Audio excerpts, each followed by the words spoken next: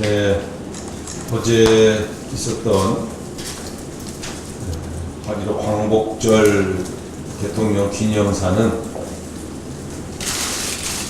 역대 최악의 대통령 기념사였다, 이렇게 규정하고자 합니다. 전통적으로 광복절 기념사라고 하면 일본의 식민 지배로 인해서 우리 국민이 고통받았던 역사적 문제에 대해서 제대로 된 역사적 관점을 제시하면서 일본의 반성과 사과를 요청하고 미래로 나아가기 위해서는 일본의 전향적인 태도 변화가 필요하다고 강조해 왔었습니다. 또한 남북관계 분단으로 얼룩진 한반도의 민족적 수건을 해결하기 위해서 남북관계의 해법을 내놓는 것이 전통적인 대통령 광복절 기념사였습니다. 어제는 남북관계를 어떻게 풀 것인가에 대한 해법도 제시되지 않았고, 특히 일본의 식민 지배에 대한 책임을 분명히 물으면서 어떤 형태로 한일 관계를 풀 것인가에 대해서도 분명히 밝히지 않는 등 대단히 실망스러운 기념사였습니다.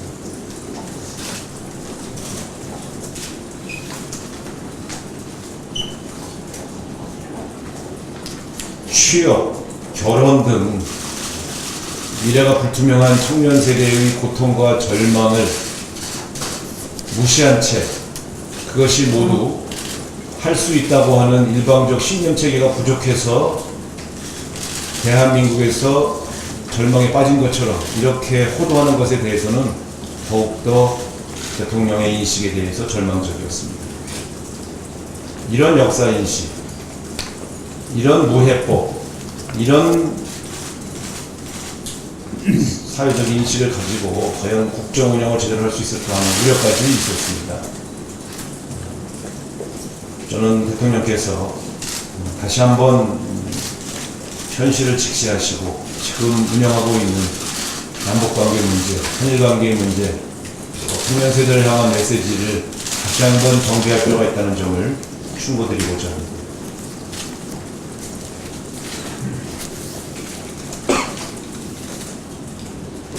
최근까지 박원순 시장이 주도했던 서울시 청년 수당 문제에 대해서 청년들이 제대로 자립하게 하는 데 저해가 된다는 취지로 이 정책을 비판해 왔던 정부가 오히려 더 많은 액수의 수당을 지급하는 청년 수당 정책을 펼쳤다고 합니다. 고용부의 청년 수당 정책입니다. 박원순 서울시장이 하면 퍼주기고 고용부가 하면 제대로 된 복지 정책입니까? 무엇이 다르죠? 정부의 정책은 일관성이 있고 그 정책에 대한 메시지도 일관성이 있어야 합니다. 박원순 시장이 하면 나쁜 정책이고 고용부가 하면 좋은 정책입니까? 이런 형태의 정파적이고 강파적인 시각을 가지고 정책을 비판해 놓으면 자가당착 자기 모순에 빠진다는 점을 다시 한번 지적하고자 합니다. 오늘부터 추경이 본격적으로 시행됩니다.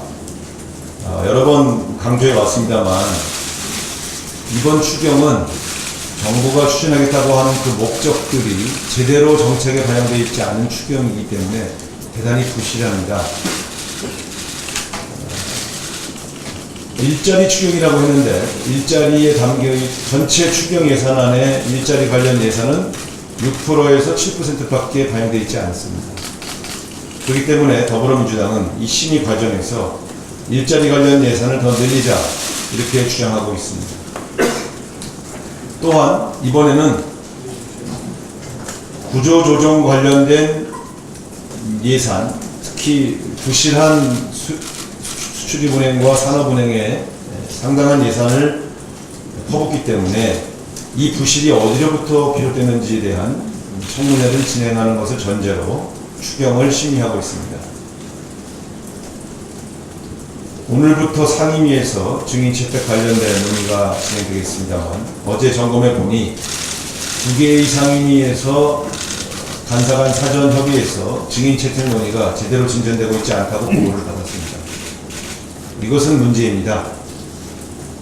더불어민주당이 선 추경 예산 통과 후 청문회를 합의해 준 것은 정부가 추경 통과가 하루가 시급하다고 해서 채택에 일정에 동의해 준 것인데, 만일 22일 추경 통과는 확보했으니 청문회는 부실하게 진행이 좋다는 식의 여당의 태도가 만약에 노골화된다면, 다시 말씀드려서 증인 채택을 빌미로 청문회를 질질 끌거나 실제로 내용 없는 청문회로 전락시킬 그러한 의도가 드러난다면 22일 추경 예산안 합의는 무효입니다. 이것은 여야 원내대표 간에 청문회를 애시있게 한다고 하는 전제하에 22일 청문회 추경 예산 통과 본회의를 잡았던 것입니다.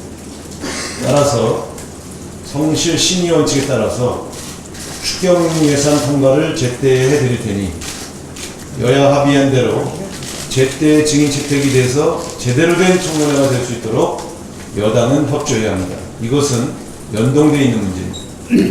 추경 예산안만 시급하다고 해서 통과시키고 청문회를 부실하게 진행할 의도가 조며 드러난다면 더불어민주당은 좌시하지 않을 것입니다. 이상입니다.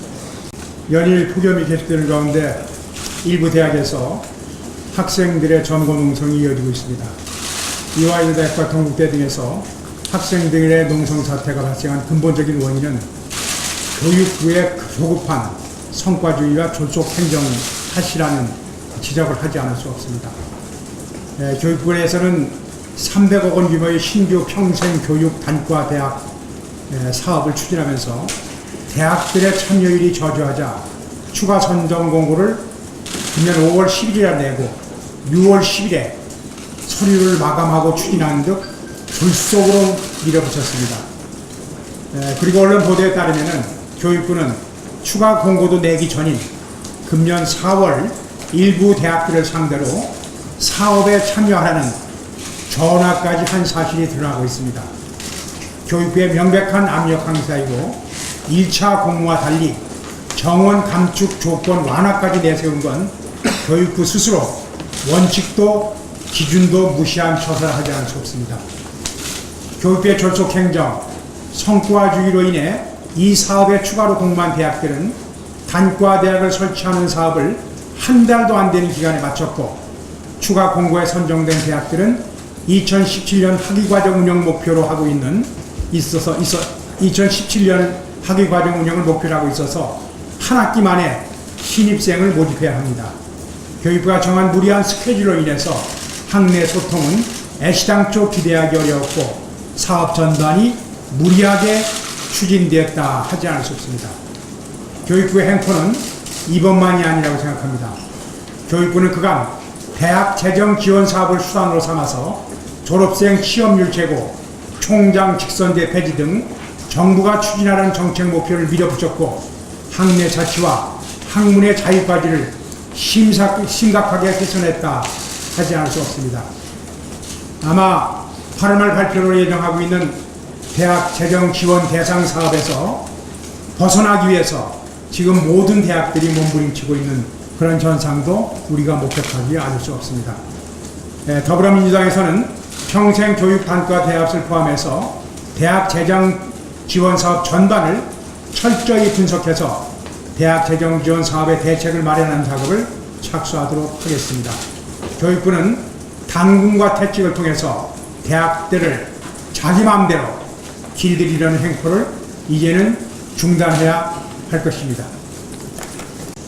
공기업, 셀프뇌물 등 도덕적 해이가 도를 넘었습니다. 한국가스공사 임직원 30여 명이 납품업체로부터 조직적으로 장기간에 걸쳐 향응 적대 및 금품을 받아온 사실이 적발되었습니다. 또한 한국전력공사 직원들은 법인카드로 술집에서 수천만 원씩 물쓰듯 써오다가 최근 적발돼 논란이 되었습니다. 전력공사는 또 지난 한 해만 3,600억에 이르는 성과급을 나눠 가진 것으로 드러났습니다. 누적 부채를 줄일 생각은 안 하고 흑자가 좀 났다고 돈잔치를 벌인 것입니다.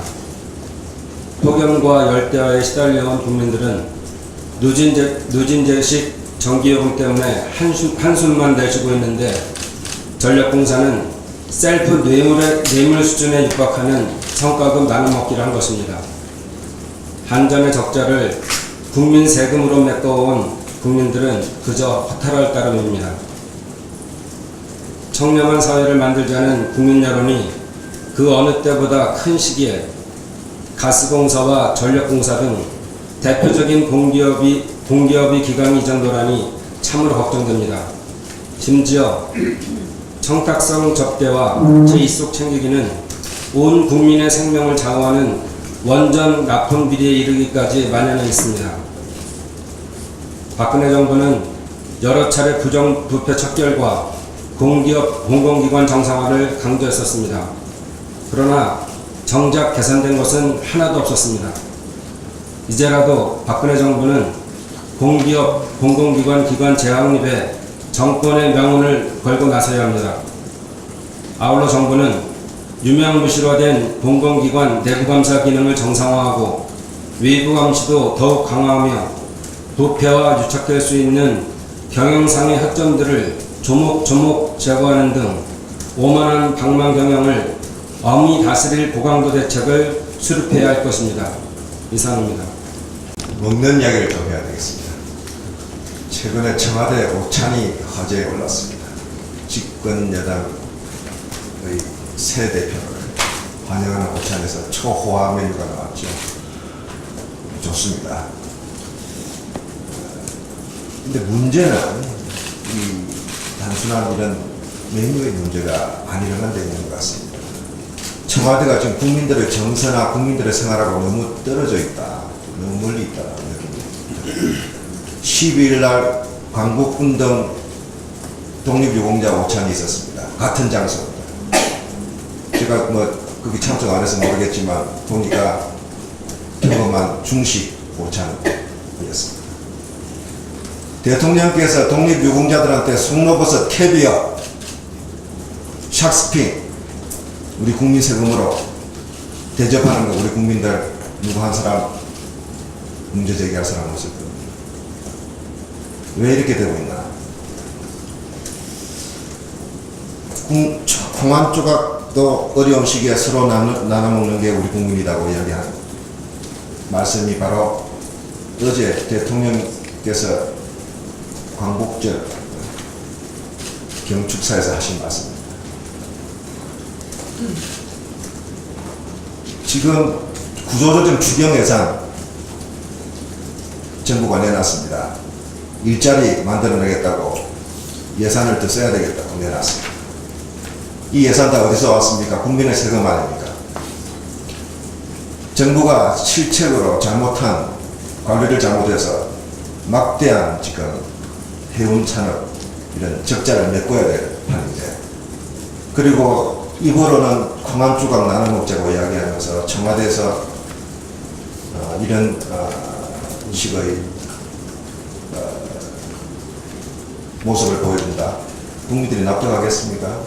저도 청와대에서 대통령을 모셔본 사람으로서 먹는 거 가지고 이런 문제 제기하는 게 좀 부당하다고 느낄지는 모르겠습니다. 그러나 국민들이 지켜보고 있는 이런 현실에 대한 어떻게 보면 너무 무감각 그리고 무신경 그리고 소통하지 않겠다, 내 식대로 하겠다는 모습이 아닌가 하는 걱정이 많이 앞섭니다. 소통 좋습니다. 더 많이 만나십시오. 더 많은 국민들 청와대 초청하시고 식사 나누시기 바랍니다. 그러나 이런 방식은 아니라고 생각합니다. 전기 요금 폭탄이 겁이 나서 에어컨을 못 트는 서민들, 시원한 냉면 한 그릇 자식들한테 먹이고 싶은데 망설여지는 이 서민의 고통, 심정을 좀 헤아려주는 그런 대통령, 그런 청와대가 됐으면 좋겠다. 그런 말씀드리겠습니다. 최근 논란이 되고 있는 재단법인 미르와 K스포츠에 대해 말씀드리겠습니다. 30대 대기업으로부터 486원을 출연받은 문화재단법인 미르, 그리고 30개 대기업으로부터 380억 원을 출연받은 체육재단법인 K스포츠.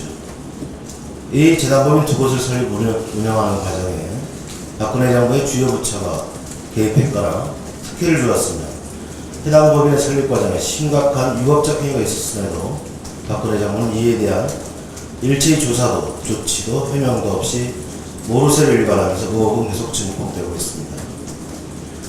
미르와 K스포츠의 법인 설립 허가는 지난해 10월 26일과 금년 1월 5일에 각각 신청 직후 하루 만에 논스톱 서비스로 이루어졌습니다.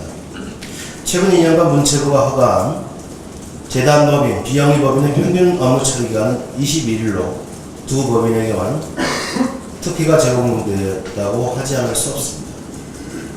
또한 문체부는 재단법인 미르를 법인세법에 따른 지정기부원단체로 만들기 위해 정관 개정 허가와 지정기부원단체 추천도 동시에 하루 만에 처리시켰습니다. 또한 법인세법 시행령에 따르면 지정기부원단체는 설립 다음 연도 3월 말까지 인터넷 홈페이지에 모금액과 활용 실적을 공개해야 하지만 미르는 문제가 불거진 4개월이 지난 지난주에서야 공개했습니다. 그리고 미르와 K스포츠는 비영리법인 설립의 핵심 요건인 창립총회를 개최하지 않고 허위로 문서를 작성해 제출한 정황이 드러난 바 있습니다. 그렇지만 그럼에도 불구하고 현재까지 문체부는 아무런 조사나 조치 없이 묵인하고 있습니다.